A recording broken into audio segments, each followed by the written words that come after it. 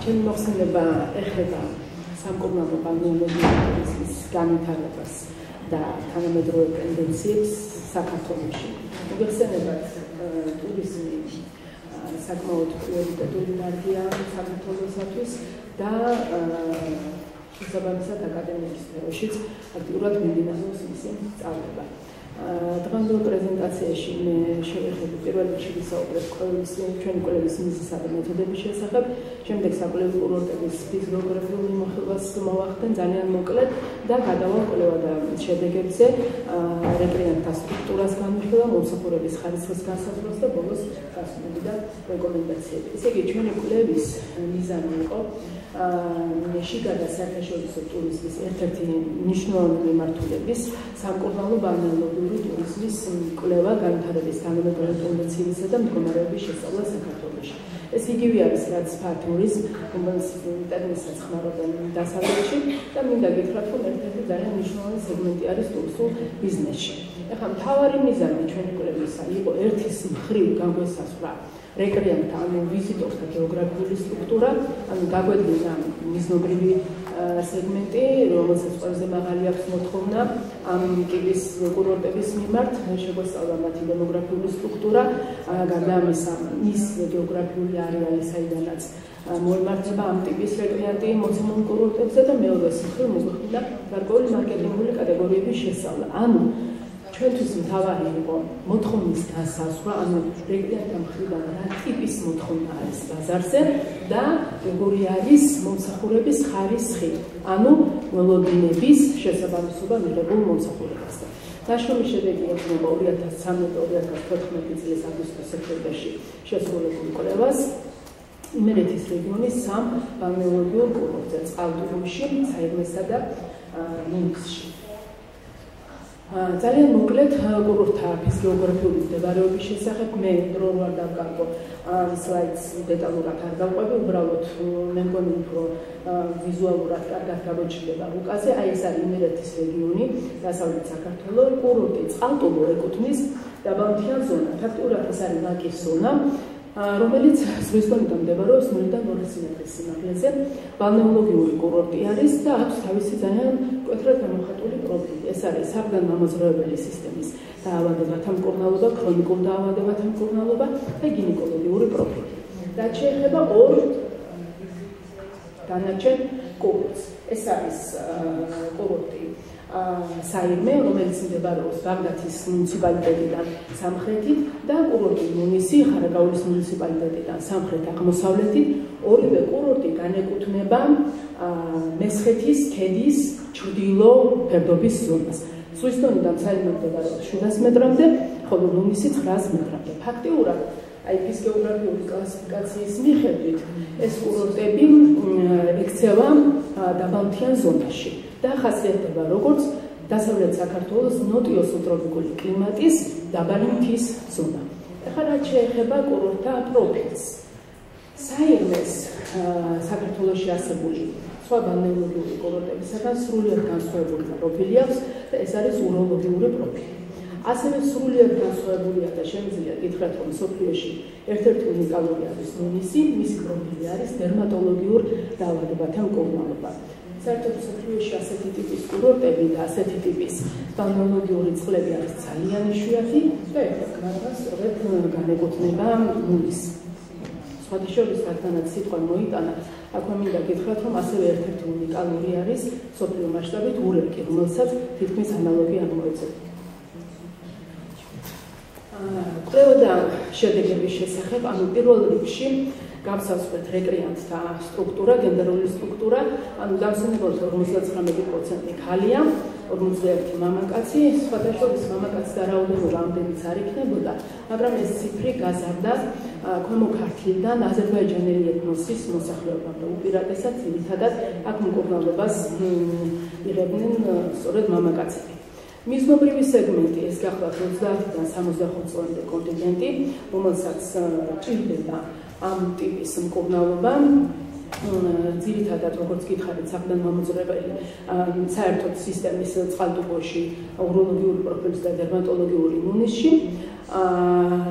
და უცხოელთა შორის ასეთი კონტინგენტი 79% შეადგენდა, მუდმივი საცხოვრებელი ადგილი დასავლეთ საქართველოს ქალაქები 35% იყო მოსახლეობა დასავლეთ საქართველოს ქალაქებიდან, დედაქალაქიდან 23%, აღმოსავლეთ საქართველოს ქალაქებიდან 15% და ძალიან მცირე სოფლის მოსახლეობა, სულ 6%. 7% იყო მოსახლეობა რუსეთიდან და აზერბაიჯანიდან, გარდა ამისა, სხვა ქვეყნების წარმომადგენლები, საერთოდ სხვა ქვეყნების წარმომადგენლები 23%, თითო 10% მოვიდა სომხეთზე და ისრაელის მოქალაქეებზე და გარდა ამისა იყვნენ ყაზახეთიდან აგრეთვე ვიზიტორები.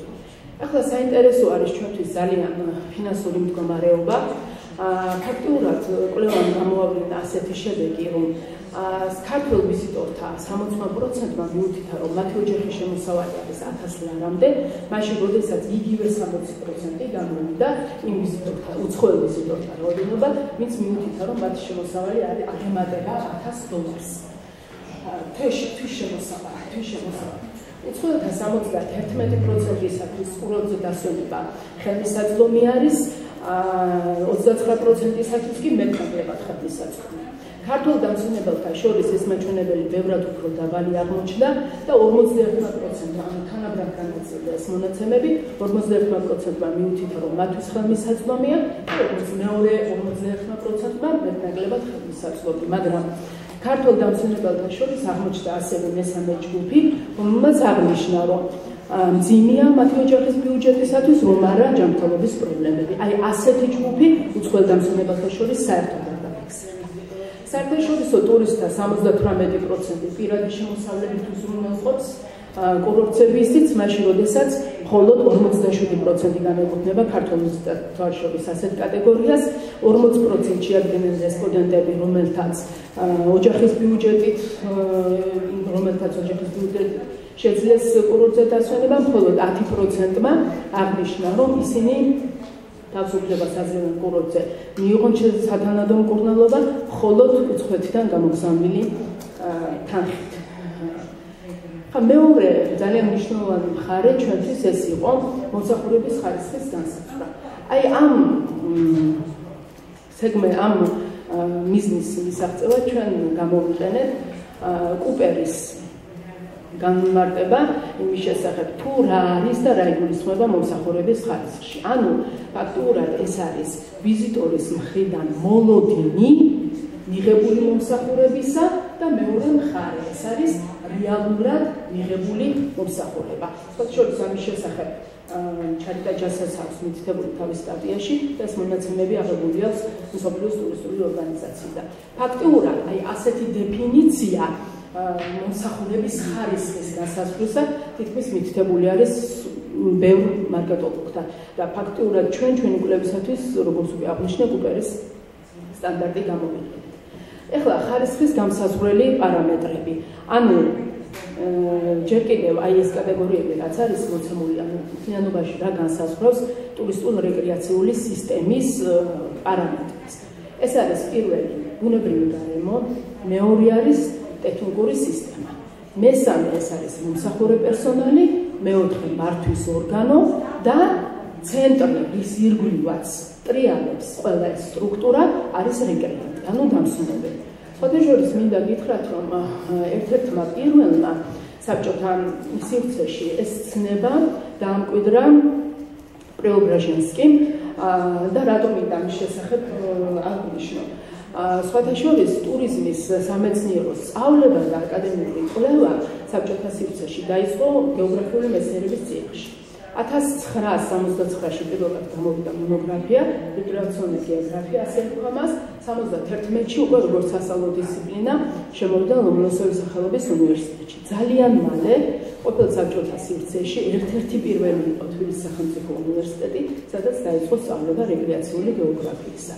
ანუ მე ამით ვთქვამს, რომ ფაქტიურად ჩვენ სივრცეში ტურიზმის სამეცნიერო კვლევათა სწავლება იწყება გეოგრაფიის წიაღში და გასაკვირი არ არის, რომ აი ასეთი სქემა, ანუ ტექნიკური სისტემა, ბუნებრივი გარემო, მომსახურე პერსონალი, მართვის ორგანო და რეკრეანტი, სწორედ ერთ-ერთი პირველი აი ასეთი სქემა მოცემული არის პრეობრაჟენსკისგან.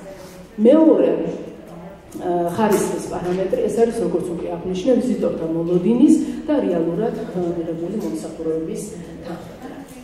არ მინდა რომ დიდხანს გავჩერდე ამ მონაცემებზე, ანუ პირველი პარამეტრი, ანუ ჩვენი შეკითხვები მიემართებოდა ბუნებრივ გარემოს, რამდენად უნიკალურად მიაჩნიათ დამსვენებლებს ბუნებრივი გარემო, უცხოელ ვიზიტორთა შორის 50% და ლოკალურ დამსვენებელთა შორის 65% აღნიშნავს, რომ გარემო უნიკალური არის, დანარჩენი უკვე აფასებს როგორც კარგი.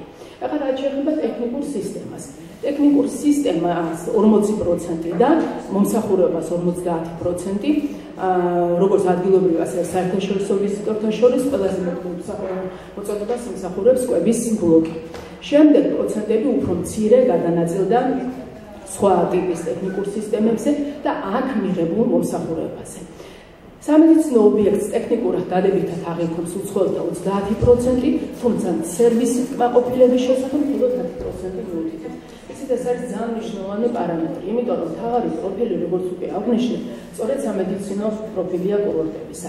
როდესაც ასეთ კურორტებზე რეკრეანტი უთითებს, რომ მას აკმაყოფილებს მხოლოდ 30% აღნიშნავს, რომ ტექნიკური სისტემა გამართულად მუშაობს, მაგრამ 10% აღნიშნავს მხოლოდ მომსახურების მაღალი ხარისხის შესახებ, ეს უდავოდ მიუთითებს, რომ მომსახურება ნამდვილად არ არის სრულყოფილი. აი მე მივიღებს ფოტოები, სამწუხაროდ სულად ჩანს ფოტო. ანუ აი ეს არის წყალტუბოს ერთ-ერთი სანატორიუმის პარკი. აი ბუნებრივი გარემო მართლაც განსაკუთრებული არის და ძალიან ლამაზია. აი ეს არის მისის სინამდვილეში. ანუ როგორც გითხარით, განეკუთვნება ამ დაბალი მთის ზონას და ძირითადად შერეული ტყის ზონა არის ფართოფოთლოვანი და წიწვოვანი ტყეები და ეს არის საირმე. ანუ ზღვის დონიდან საერთოდ მდებარეობს 700 მეტრამდე. ძირითადად წიწვოვანი ტყეების ზონა არის, ანუ ბუნებრივი გარემო საკმაოდ მიმზიდველია. რაც შეეხება ტექნიკურ გარემოს, აი ეს არის სწორედ ის კვების ბლოკი, რომლის შესახებაც ყველაზე მეტ კმაყოფილებას აღნიშნავენ ვიზიტორები და ზედა სლაიდი, ზედა სურათი, ეს არის განახლებული სასტუმრო საირმე. ახლა რა შეიძლება საქმე? თავარი, რაც განასხვავებს ამ კურორტებს ერთმანეთისგან, ეს არის რამდენად კარგად მოხდა მათი რეაბილიტაცია 2000 წლების შემდეგ. აი სასტუმრო საირმე, რომელიც სლაიდზე ჩანს, არის სამვარსკვლავიანი სასტუმროს კატეგორიისა, თუმცა როგორც რეკრეანტებიც მიუთითებენ, მომსახურება საკმაოდ ძვირია. ანუ ღამის დღევა შეადგენს $100. ანუ შარშან 2013-ში ეს იყო $165 და წელს ეს იყო $180. ძირითადი კონტინგენტი, ეს უცხოელთა კონტინგენტი არის, ანუ ქართველ ვიზიტორთა მცირე რაოდენობა თუ ასწრებს თავს უფლებას, რომ აქ დაისვენოს და შესაბამისად საკმაოდ კომფორტული კვების ბლოკი, რომელიც საიტზე ჩანს, ასევე საძინებელი ოთახებიც. აი საირმეში არის ეს ძველი საბჭოთა შენობები, ეს არის სასტუმროები იმერეთი, 64 კურორტი უდაბნო, რომელიც ადრე ეკუთვნოდა კოლიშენს. ფაქტიურად ერთ სწორედ სასტუმრო 64 სასტუმრო იმერეთი არ არის რეაბილიტირებული, ანუ შენარჩუნებული არის ის საბჭოთა ინფრასტრუქტურა ყოველგვარი რეაბილიტაციის გარეშე. შესაბამისად, მომსახურება და ღამის დღევა უფრო იაფიღებს, მაგრამ ვიზიტორთა კმაყოფილება ბევრად უფრო ნაკლები არის, ვიდრე იმ სასტუმროში, რომელიც სამვარსკვლავიან სასტუმროს კატეგორიას შეესაბამება. ეს გახლავთ ნუნისი. არის კოტეჯის დასვენება და ერთადერთი სასტუმრო, სადაც ასევე საკმაოდ ძვირი არის ღამის დღევა, $200 აკმაყოფილება, $210 არის აქ.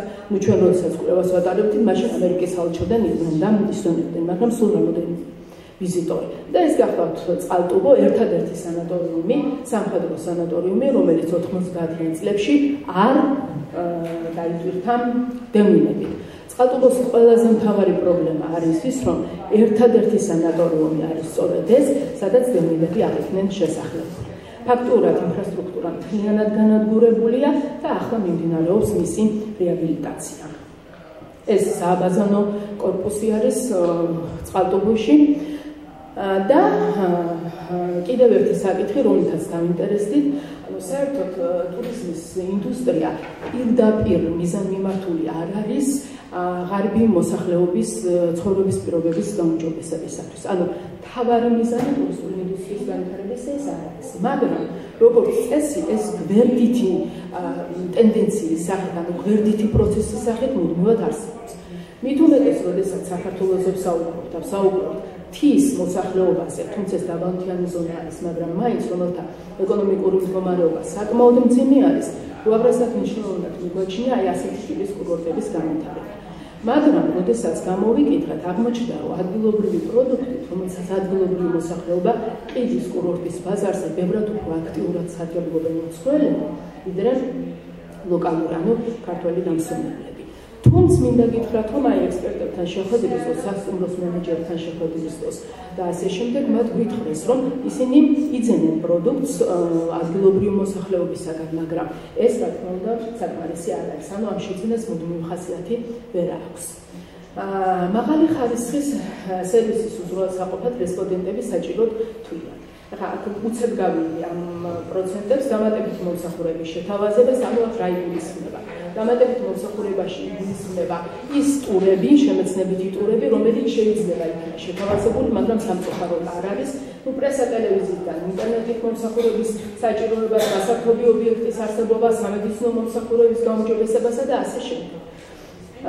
დასკვნების სახით რა შეიძლება ითქვას. ფაქტიურად 1990-იანი წლების შემდეგ მთლიანად საკურორტო სექტორმა და საკურორტო ინდუსტრიამ ძალიან დიდი დარტყმა მიიღო, მაგრამ მთელი ამ ხნის განმავლობაში იყო მცდელობა რეაბილიტაციისა, მაგრამ არა ამ პროფილით. აი ეს არის მთავარი.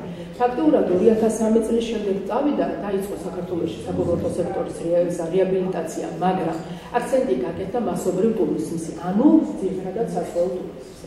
მინდა გითხრათ, რომ საზღვაო ტურიზმი და ტურიზმის ინდუსტრიის ამ პროფილით საქართველოს კონკურენციას ვერც უწევს და ვერც გაუწევს რეგიონში არსებულ ქვეყნებსა და კურორტებს. საქმე ის არის, რომ მთავარი კონკურენტი საქართველოს არის ამ კუთხით საზღვაო ტურიზმის მხოლოდ თურქეთი, რომელსაც აქვს შესანიშნავი ინფრასტრუქტურა, რომელსაც აქვს ძალიან მაღალი ცნობადობა საერთაშორისო ბაზარზე და რაც მთავარია, ხასი შესაბამება მომსახურებას.